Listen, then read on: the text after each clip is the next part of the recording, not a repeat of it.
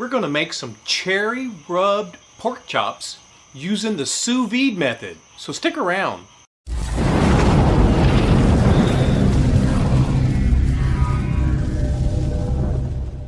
I've got 3 boneless pork chops here.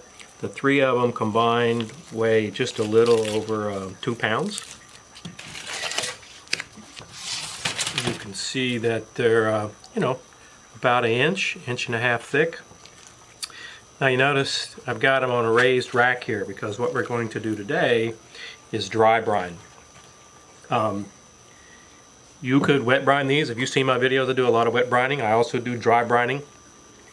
I don't have a lot of height in the refrigerator today. That's the reason I chose the dry brining. Now if you're not familiar with this technique, like I said, I've done it in several of my videos, so maybe you are quite already aware. You just want to sprinkle a little kosher salt on all the sides, just about like if you were seasoning it, to eat it. You don't want to go overboard on the salt. And for 3 of them like this, it'll probably take right around a tablespoon. Just use what it takes. Might take a little more, might take a little less, depending upon how many that you are making. But I started out with 2 tablespoons in this little dish, and I can see right now that I'm only going to need about half of that.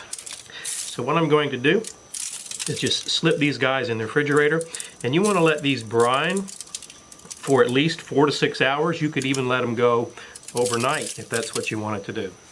Now here are our chops from last night. I actually let them sit in the refrigerator overnight, about 16 hours. You can see that all the salt crystals are absorbed into the meat or broken down, whatever the right food terms are. Now you don't need to rinse these under cold water or anything like that. I am just going to kind of take this paper towel and wipe them down in case there's any, just extra salt laying around on the top that I can't see. And then we're going to season these guys. Now, the seasoning is very, very simple. What we're going to do is use this Mary's Gourmet Cherry Rub. Donna used this on salmon one time, and I'm telling you, it was the best salmon I've ever had. The ingredients are a sweet, distinctive blend of sugar, brown sugar, salt, dehydrated onion, garlic, ancho pepper, natural smoke, and cherry flavor. If you don't have this, right, use your favorite pork rub. You could just use salt and pepper if that's what you wanted to do. But I'm telling you, this imparts a real subtle cherry flavor. And with this pork, I'm expecting it to be quite nice. Like I said, the salmon was incredible. This is the first time I've used it on pork, at least that I can remember anyway. So, as soon as I get these chops all seasoned up with this Mary's Cherry Rub, then I'm going to take them inside, vacuum seal them, and I'll show you how we'll cook these sous vide style with this Anova Precision Cooker. Okay, we've got our Anova set to 137 degrees. I got one of these guys individually wrapped. It's just my bags couldn't fit all 3. And then you don't want to put these back to back like this in the bag because it will increase the cooking time. So they need to be individual like I've got them there. So let's just get the other bag in. Okay. And like I said, we have the temperature at 137. And the cook time for these guys will be 1 hour when we'll be back. Turn this guy off. I'm going to get these chops out. Now they're cooked, right? You could eat them now. But I want to brown them up a little bit. Okay, let me get this one out. So, what you want to do now is we're going to open these bags. And I've got some paper towels here you can see. Okay. Let me get this third one out.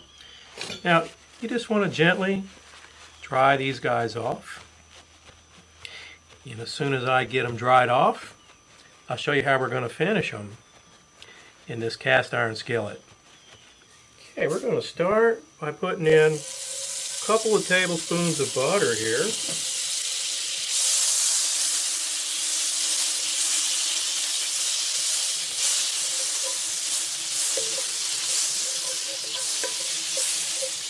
Okay, we're going to slide those chops in here. We're just going to want 1 to 2 minutes each side. Got this skillet on medium high. You can keep an eye on these guys. Just take a pair of tongs. You can look up underneath. I'll just show you real quick. You can see this one's getting brown pretty quick. Give them about another 30 seconds. Nothing magical on the time. You just don't want to overcook them. Okay. I'm going to turn these guys over. All right.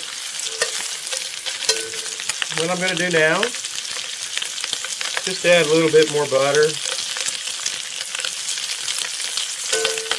Okay. What I've got for each one of these guys is a piece of thyme. All right. What you can do here, just take some of that butter goodness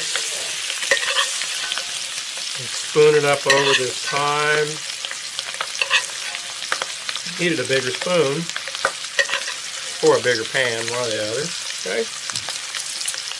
I'm just going to get this thyme down in here a little bit. We'll get her up there.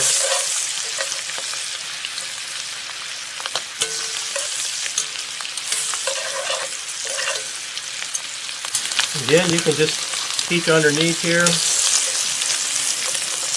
You can see it's starting to get nice and brown on that side.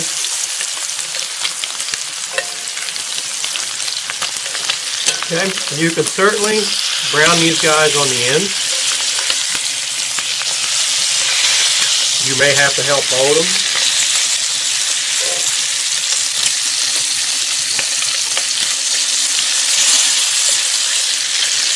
Again, only takes 30 seconds, a minute. All you're trying to do is brown them up. All right, I think we're in good shape.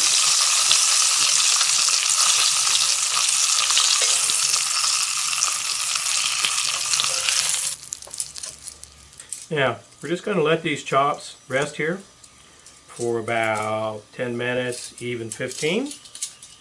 And then we'll cut them open. These chops have rested for 10 minutes. Now let's cut into one, see what it's going to be like. Okay, just cut a few slices here and then we'll have a look. So, just to kind of recap, right? We dry brine these guys overnight. We sous vide cooked them and then finished them in a skillet. Okay, now let's have a look. Okay, these guys are cooked medium well. I don't know how you like your chops. My kids won't eat a pink pork chop. What we're going to do now is give one of these guys a try. Okay, well, they smell good, I can tell you that. Alright, so I don't know if you can pick that up in the camera, but they are nice and juicy. Okay, let's give one a try. Texture is just, it's perfect. Okay, it's not too tough. You know, it's really easy to overcook a pork chop. That Mary's cherry rub, you taste it right at the very end. It's very mild, not overpowering at all. And the crust on this guy, it's perfect. Hey, this is certainly a good option on how to cook pork chops. One thing's for sure, this is a great way to cook them if you're worried about overcooking the pork chop, because you can control that temperature with the sous vide just perfectly. Hey, thanks for watching another one of our episodes. If you're not a subscriber already, I hope you hit that icon up in the corner. Got any questions, comments? Leave them below.